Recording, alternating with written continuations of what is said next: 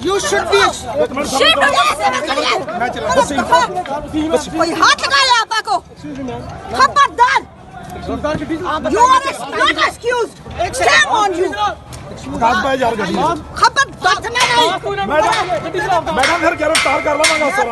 क्यों थप्पड़ मारना ਤੁਸੀਂ ਜਨਾਨੀਆਂ ਨਾਲ ਗੱਲ ਕਰਦੇ ਪਏ ਹੋ ਉਹ ਇਤਨੀ ਬੁੱਢੀ ਖਾਤੂਨ ਤੱਕ ਖਤਮ ਹੋ ਗਈ ਹੈ करो एक मिनट दफा मैम कोई बात